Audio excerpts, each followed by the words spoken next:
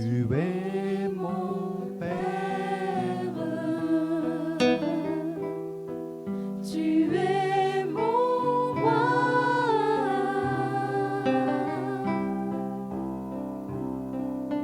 Tu es celui en qui je crois. Tu es mon Père.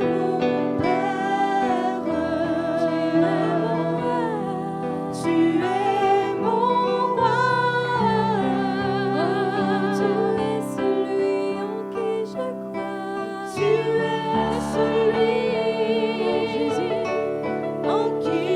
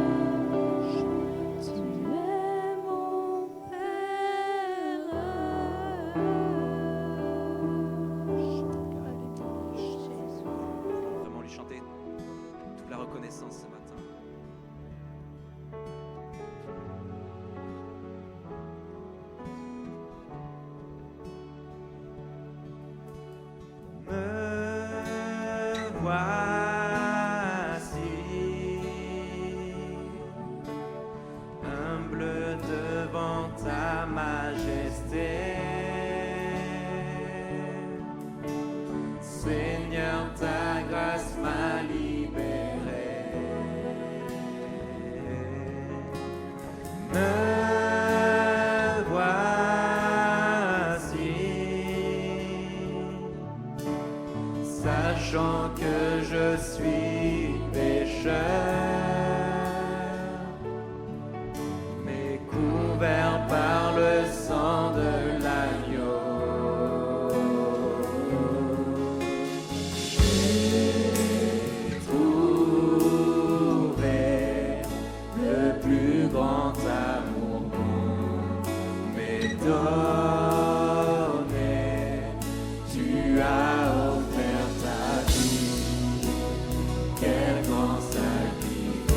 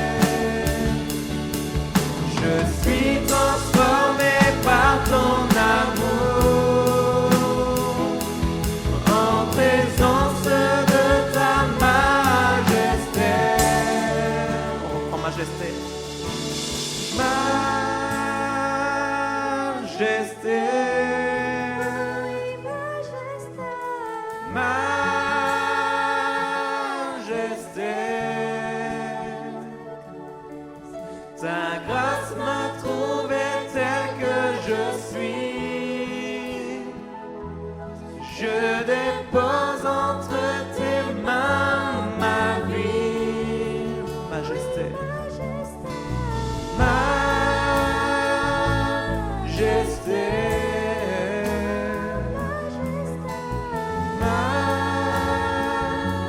Majesté. Je suis transformé. Je suis transformé par ton amour. En présence En présence de ta majesté.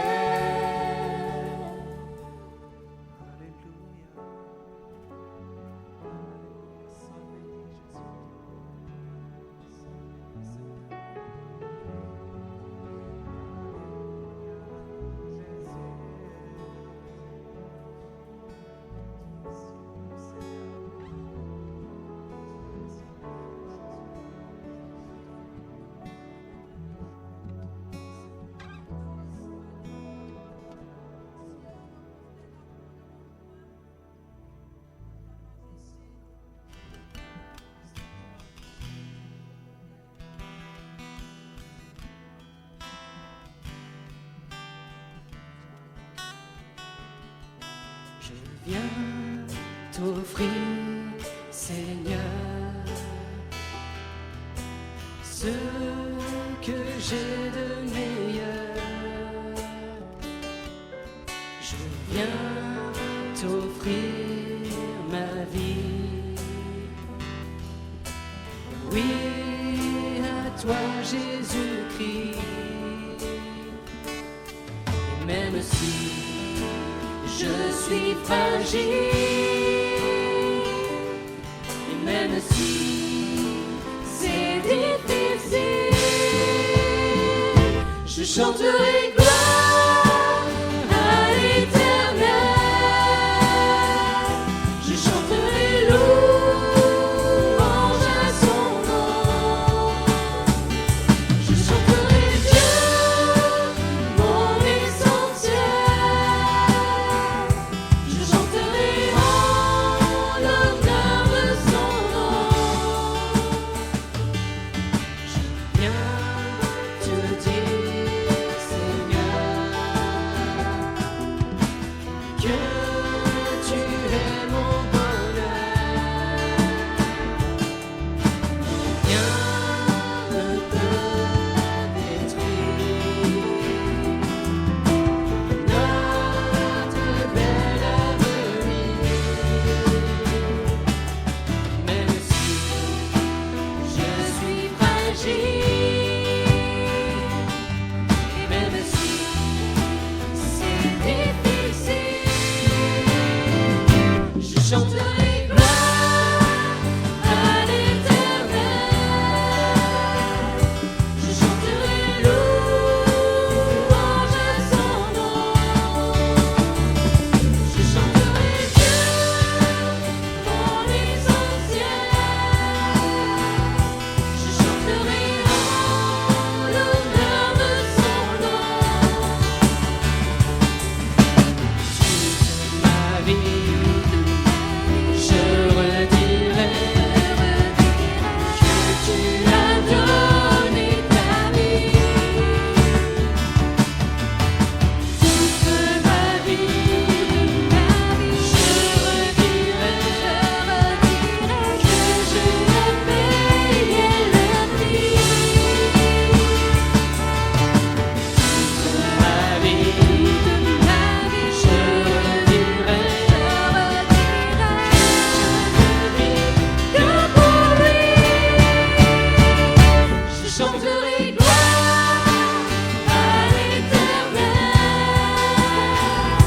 Je chanterai louange à son nom. Je chanterai Dieu, mon essentiel. Je chanterai en l'honneur de son nom. Je chanterai gloire à l'Éternel. Je chanterai louange à son nom. Je chanterai Dieu, mon essentiel. Je chanterai en l'honneur de son nom. Je viens te dire, Seigneur, ce que j'ai de meilleur. Je viens t'offrir ma vie. Oui, à toi Jésus-Christ. Et même si je suis fragile, et même si c'est difficile, je chanterai gloire à l'Éternel. Je chanterai louange à son nom. Je chanterai Dieu, mon essentiel.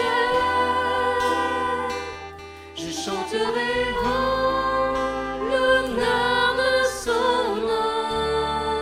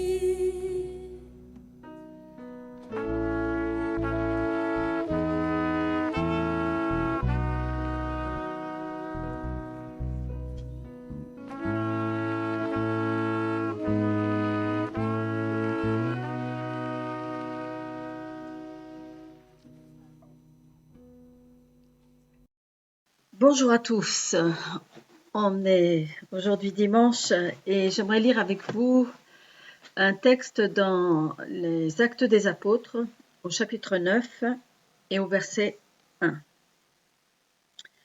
Cependant, Saul, respirant encore la menace et le meurtre contre les disciples du Seigneur, se rendit chez le souverain sacrificateur et lui demanda des lettres pour les synagogues de Damas, afin que, s'il s'y trouvait des partisans de la nouvelle doctrine, hommes ou femmes, il les amenât liés à Jérusalem. Comme il était en chemin et qu'il approchait de Damas, tout à coup, une lumière venant du ciel resplendit autour de lui. Il tomba par terre. Et il entendit venant du ciel. Excusez-moi. Comme il était en chemin et qu'il approchait de Damas, tout à coup, une lumière venant du ciel resplendit autour de lui. Il tomba par terre et il entendit une voix qui lui disait « Saul, Saul, pourquoi me persécutes-tu » Et il répondit « Qui es-tu, Seigneur » Et le Seigneur lui dit « Je suis Jésus que tu persécutes.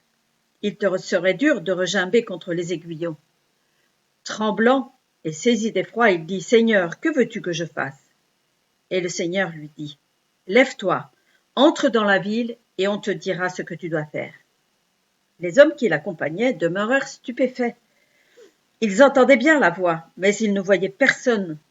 Saul se releva de terre et quoique ses yeux fussent ouverts, il ne voyait rien. On le prit par la main et on le conduisit à Damas. Il resta 3 jours sans voir et il ne mangea ni ne but. Or, il y avait à Damas un disciple nommé Ananias. Le Seigneur lui dit dans une vision « Ananias ». Il répondit « Me voici, Seigneur ». Et le Seigneur lui dit « Lève-toi, va dans la rue qu'on appelle la droite et cherche dans la maison de Juda un homme nommé Saül de Tarse.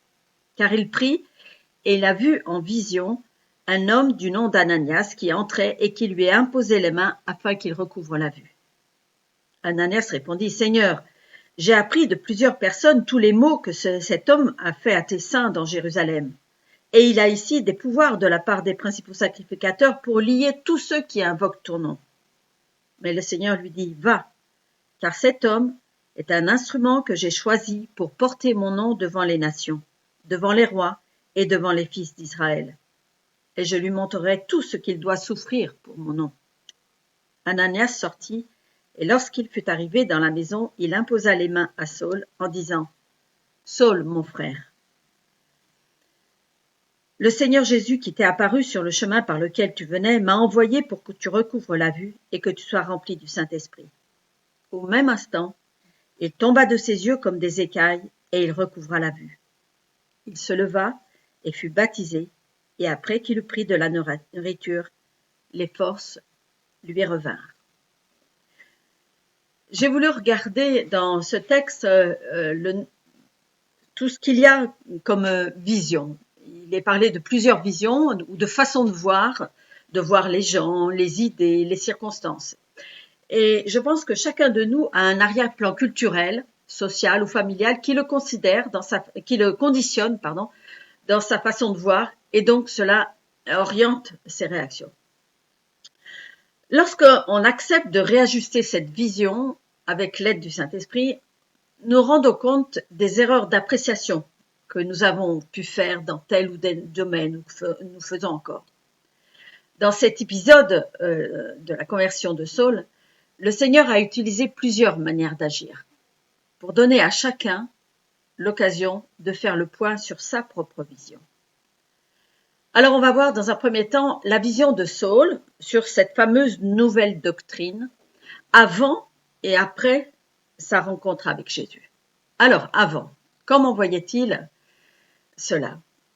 Saul avait sûrement entendu le discours d'Étienne qui est relaté en Acte 7 et que vous connaissez, puisqu'il était présent lors de sa lapidation.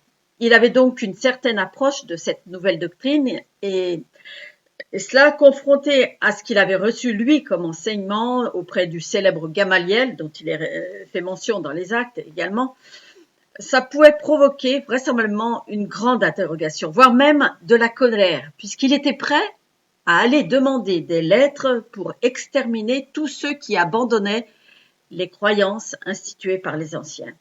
Sa vision sur l'enseignement donné par les premiers apôtres était donc conditionnée par sa culture religieuse, mais aussi par son éducation en général. En effet, il me semble que chez Saul, il y avait une sorte de probité, d'honnêteté, de droiture dans sa démarche, et même dans sa démarche pour éradiquer ce qu'il pensait être néfaste à la relation qu'il pouvait y avoir entre l'homme et Dieu. Alors que s'est-il passé après sa rencontre avec Jésus? Cette rencontre, je trouve qu'elle a été un peu brutale, mais elle va modifier complètement sa vision des choses.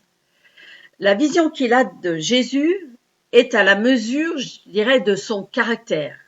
Qu'est-ce qu'il a entendu? Saul, Saul, pourquoi me persécutes-tu? Je suis Jésus que tu persécutes, nous est-il dit au verset 4 et 5.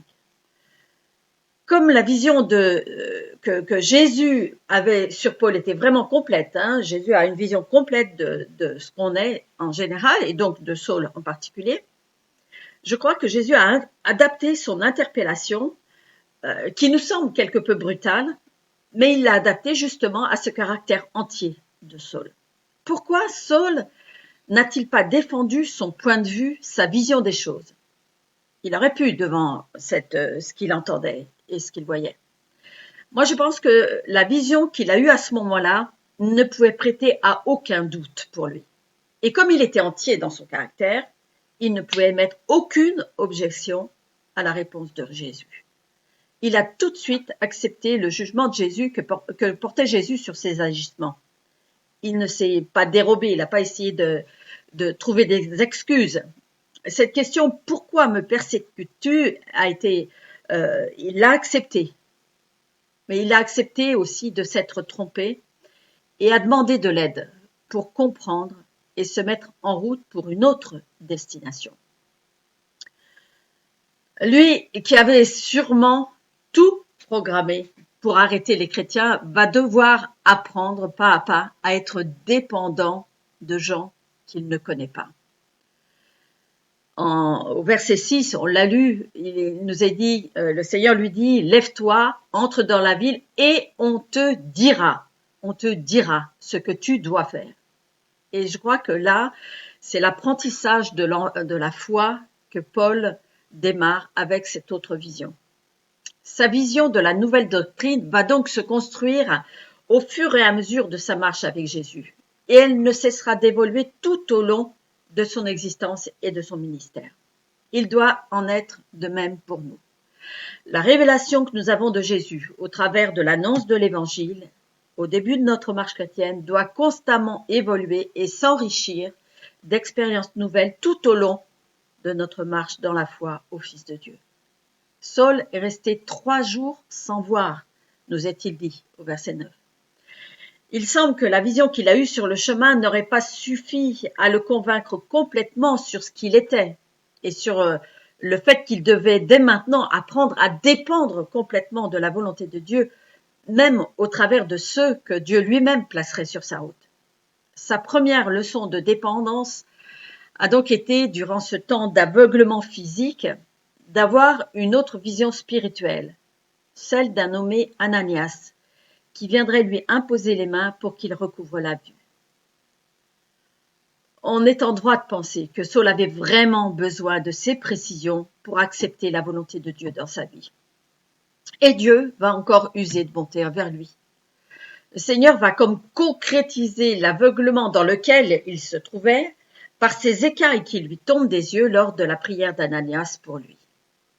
Saul a donc eu 2 visions.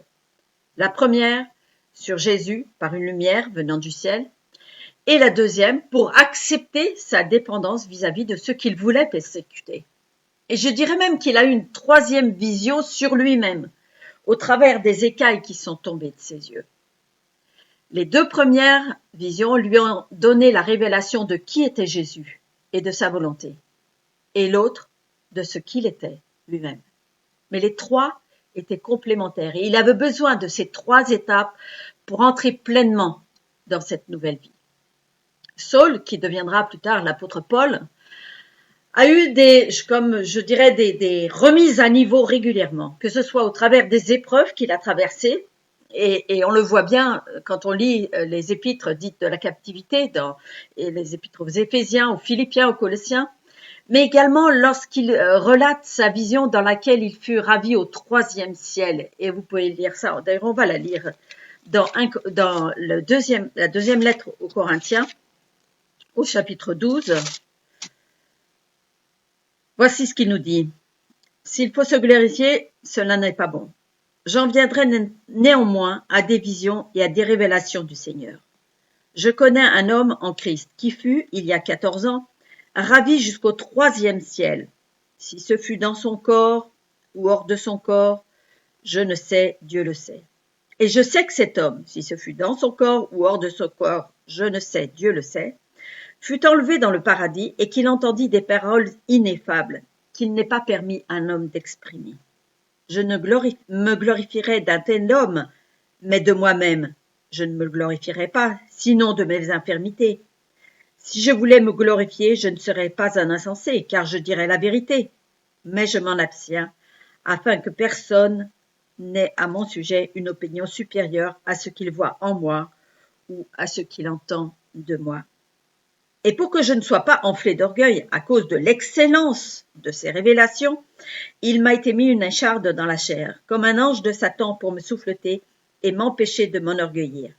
3 fois, j'ai prié le Seigneur de l'éloigner de moi, et il m'a dit, « Ma grâce te suffit. Ma grâce te suffit, car ma puissance s'accomplit dans ta faiblesse. Je me glorifierai donc bien plus volontiers de mes faiblesses, afin que la puissance de Christ repose sur moi. » Il a donc eu une révélation particulière. Et cette révélation, on l'a lu, là on vient de lire au verset 7, il la qualifie d'excellente. Le mot qu'il utilise là, excellente, en grec c'est hyperbole. Enfin, hyperbole, ce qui donne en français hyperbole. Et pour ceux qui ont un petit peu de connaissances géométriques, la figure géométrique d'une hyperbole, c'est quelque chose qui s'en va en montant et qui va vers l'infini. On voit que c'est quelque chose qui s'élève vers l'infini, même si ça commence doucement, comme s'il n'y avait pas beaucoup de progression, mais à un moment donné, ça décolle et ça s'en va vers l'infini. L'excellence ne sera jamais un point fixe à atteindre, mais un cheminement qui part modestement, on le voit dans le dessin de l'hyperbole, et qui s'en va vers l'infini et même au-delà. Tant que nous demeurons dans ce chemin hyperbole, à quelque niveau que nous soyons, nous sommes en route vers des révélations toujours plus glorieuses et qui nous font pénétrer dans les cieux des cieux. Et l'apôtre Paul l'avait réalisé puisqu'il parle du 3e ciel dans lequel il a été ravi. Il parle dans les Éphésiens au chapitre 1er verset 3 des lieux célestes et le mot exact serait les lieux surcélestes. Donc on se rend compte qu'il a gravi, il a découvert de plus en plus de choses concernant Jésus. Et puis je voudrais voir avec vous la vision des accompagnateurs de Saul. Paul n'était pas seul sur ce chemin de Jérusalem à Damas. Il avait plusieurs hommes avec lui et je pense que ces hommes étaient là autant pour sa sécurité que pour l'aider dans sa tâche d'arrêter les chrétiens. Pourquoi n'ont-ils rien vu et que sont-ils devenus après que Saul ait rencontré Ananias? On ne sait rien de cet après. Et ça m'a fait penser à tous ces gens qui entendent des paroles qui viennent de Dieu et qui ne voient rien, qui sont un petit peu comme ces accompagnateurs de Paul. Mais rien ne peut nous laisser croire qu'un jour, leur vision ne sera pas éclairée elle aussi, tout comme ceux qu'ils accompagnaient sur leur route. Et je repense à cette femme, Janine, cette femme qui avait rencontré Jésus et comment ça l'avait complètement transfigurée. Même ses collègues de travail trouvaient qu'elle avait rajeuni. Mais son mari, qui était auprès d'elle et qui avait entendu son témoignage, ne voyait rien. Je ne pense même pas qu'il ait vu qu'elle ait rajeuni, comme disaient ses collègues. Et il ne changeait en rien sa façon de voir lui-même, tant sa femme que son entourage. Sa vision du monde et de Dieu restait toujours la même, jusqu'au jour où lui-même a eu une nouvelle vision spirituelle de Jésus et s'est engagé aussi à ouvrir les yeux de plus en plus sur cette révélation divine. et ça a tout changé. Donc, ne croyons pas que ceux qui ne voient rien, il n'y ait rien qui se passe chez eux. Et puis, il y a une autre sorte de vision, c'est celle d'Ananias. Quand nous avons celle d'Ananias en particulier sur Saul, quand on a été au bénéfice d'une révélation divine, on n'est pas exempt d'a priori sur les gens, malheureusement. Notre vision de Jésus doit nous entraîner vers une nouvelle vision du monde qui nous entoure et aussi des gens que nous connaissons et que nous ne connaissons pas toujours encore de façon très juste. Ananias a eu besoin d'une nouvelle vision du Seigneur pour être convaincu d'aller prier pour Paul. Je crois que la vie chrétienne devrait être ponctuée régulièrement de remises à niveau. J'en parlais pour l'apôtre Paul, qui a eu ses remises à niveau constamment, mais en ce qui nous concerne, on a besoin de ces remises à niveau pour que notre comportement et nos réactions vis-à-vis de notre contemporain ou de notre société changent et soient constamment réajustés. On est dans un temps particulier où l'Église, corps de Christ, ne peut plus se réunir physiquement. Notre vision de la société, sans l'éclairage de Jésus, pourrait engendrer des réactions de rejet à l'encontre soit de nos dirigeants ou de ceux qui ne cherchent pas le bien de tous, et que sais-je. Ici, Ananias, sachant tout le mal que Saul avait fait aux chrétiens, n'envisageait même pas que celui-ci puisse changer dans ses intentions de nuire. Il lui a fallu une vision particulière du Seigneur pour qu'il accepte d'aller prier pour lui afin qu'il recouvre la vue. L'Église, en tant que corps de Christ, doit pouvoir devancer les besoins réels de notre société, en priant pour elle et pour ceux qui la dirigent, et en se mettant à l'œuvre là où personne ne discerne encore rien qui soit accompagnateur d'un changement de comportement. C'est ce qui m'a évoqué le comportement, enfin la vision d'Ananias. Et puis il y a une autre sorte de vision qui est intéressante aussi dans ce texte, c'est la vision du Seigneur sur Saul et sur Ananias. J'aime la vision du Seigneur, enfin que le Seigneur a sur chacun de nous, car c'est une vision tellement plus large que ce que nous pouvons imaginer. En plus, il a l'art de combiner des associations inattendues de personnes aussi différentes les unes que les autres. D'une part, Jésus connaît l'agressivité de Saul. Le nom de Saul signifie désirer, demander à Dieu. Et je trouve ça intéressant aussi de savoir ce que ça veut dire. Il y avait quand même une soif. Donc, au travers de Saul, il y avait cette soif d'intégrité, de vérité. Il avait envie de connaître quand même quelque chose de Dieu. Et d'autre part, Jésus voit en Ananias un homme qui a du cœur. Et il faut savoir que Ananias signifie celui à qui l'Éternel a donné gracieusement. Et je crois que Jésus voit en Ananias un homme qui a du cœur et qui veut plaire au Seigneur. On sent de la bonne volonté en cet homme qui va appeler Saul, il va l'appeler tout de suite « mon frère ». Au verset 17, nous l'avons lu dans cette lecture de Acte 9. Celui qui avait reçu gracieusement de l'Éternel a donné également gracieusement à Saul, celui qui était autant désiré dans le cœur de Dieu que quiconque. Lorsque le Seigneur nous fait part de ses projets sur quelqu'un, au sujet duquel nous n'avons pas du tout la même vision, sachons humblement accomplir ce qu'il nous demande. Et sachons manifester, tout à l'exemple d'Ananias, de la bienveillance à l'égard de cette personne. Faisons confiance au Seigneur sur la vision qu'il a des gens qui nous entourent et sur la vision qu'il a sur nous-mêmes aussi. Ananias a été mis au courant que Saul allait souffrir dans le ministère auquel Jésus l'appelait. Mais il est allé le voir et a simplement prié pour lui afin qu'il recouvre la vue, qu'il soit rempli du Saint-Esprit. Il ne lui a pas révélé ce que le Seigneur lui avait dit concernant les tribulations qu'il allait traverser.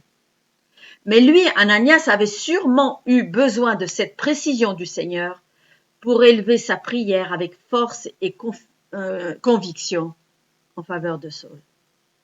Jésus savait qu'il fallait un homme de la trempe de Saul pour aller jusqu'au bout de la mission terrestre qui lui était confiée.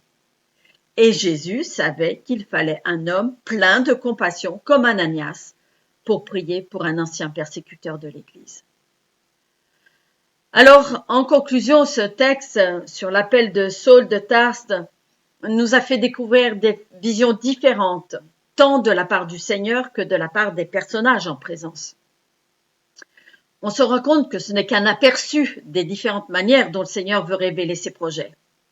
Mais il est certain que plus nous aurons des révélations sur la personne de Christ, plus le Seigneur nous transformera afin que nous portions des fruits à sa gloire.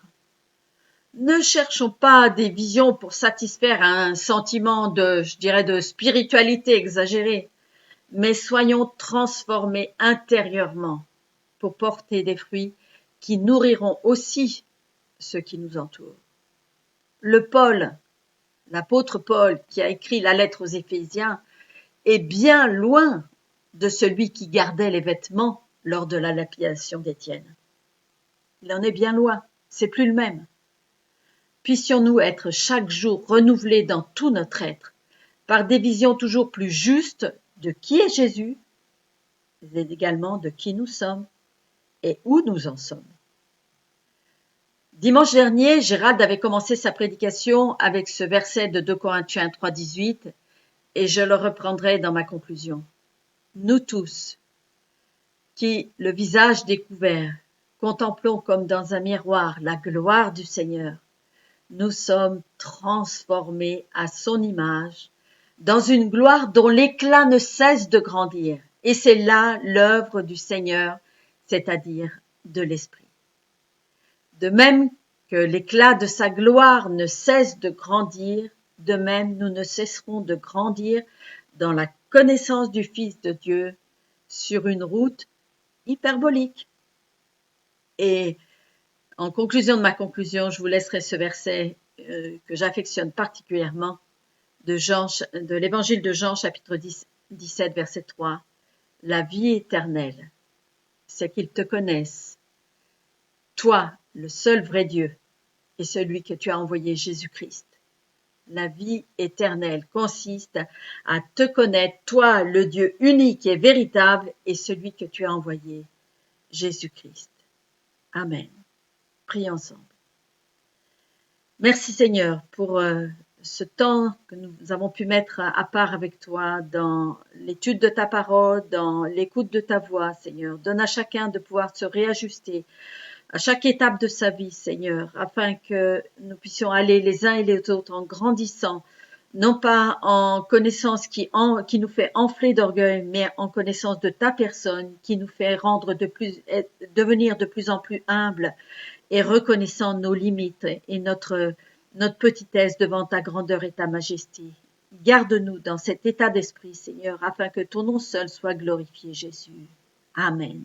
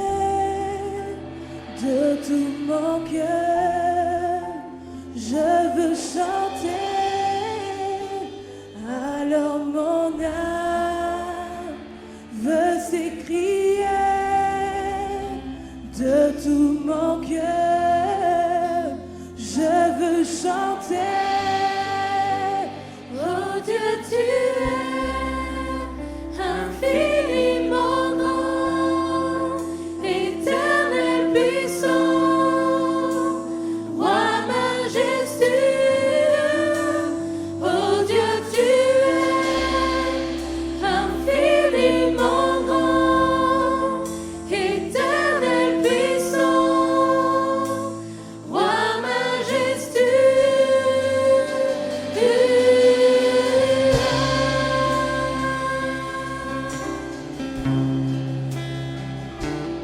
quand je sonde l'univers, les astres que tu as créés, les océans, les mers, tout me révèle ta majesté. Alors mon âme veut s'écrier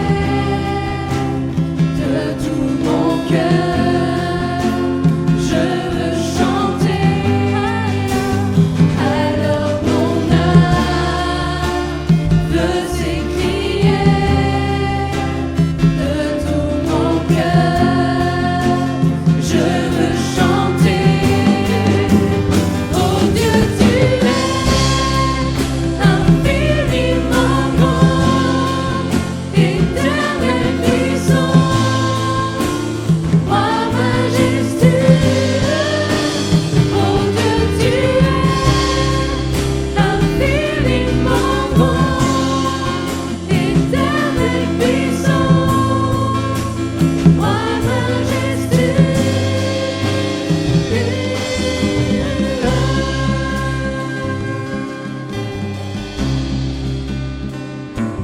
Quand je songe que tu m'as fait,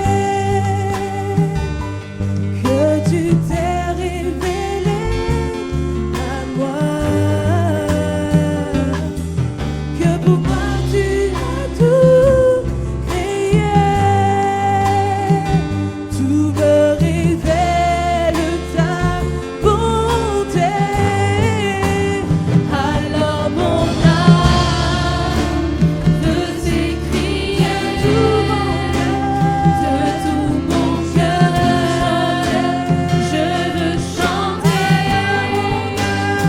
Alors mon âme veut s'écrier de tout mon cœur, je veux chanter.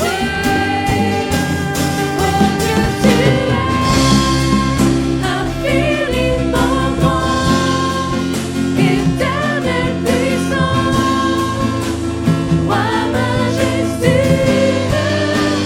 Oh Dieu, tu es infiniment grand, éternel puissant, roi majestueux.